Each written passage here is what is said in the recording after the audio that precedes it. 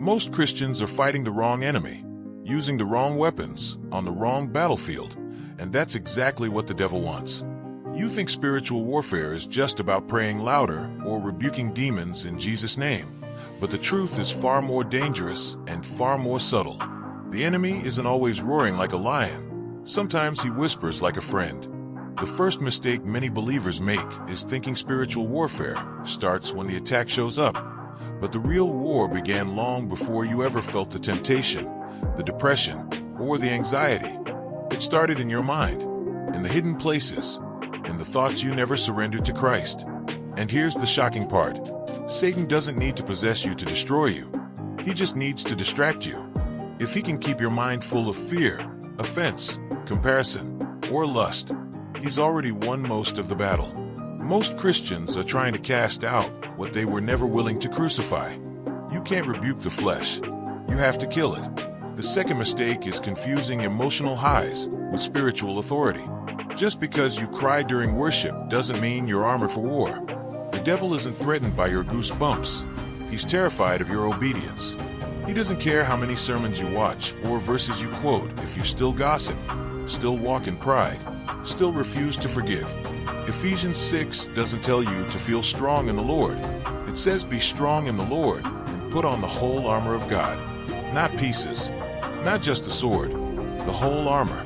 Because the moment you leave one part exposed, bitterness, secret sin, laziness, he'll strike right there. Third, many believers underestimate the patience of the enemy. The devil is willing to wait years, even decades, to ruin you at just the right moment.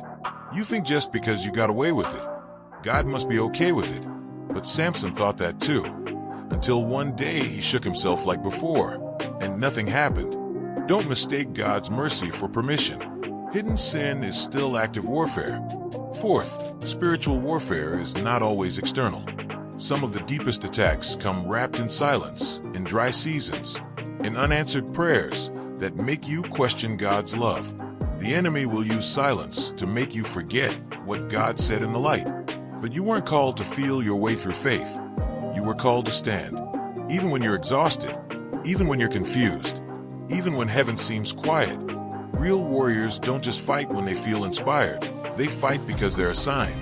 Finally, here's the most dangerous thing Christians get wrong. They think victory is about escaping the battle. But God didn't save you to hide.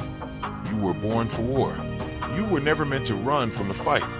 You were chosen to confront it. You're not a victim trying to survive. You're a warrior being forged in fire. Romans says you are more than a conqueror, not because life is easy, but because God is with you in the war. So stop waiting for peace to come before you fight. Peace doesn't come before the battle. It comes through it. The devil doesn't fear a Christian who prays when life is easy.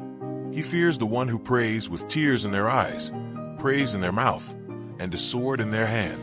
If you want real victory, stop asking God to take you out of the war, and start asking Him to train your hands for battle. Because whether you admit it or not, you're already on the battlefield. The only question now is, will you fight like someone who knows they've already won?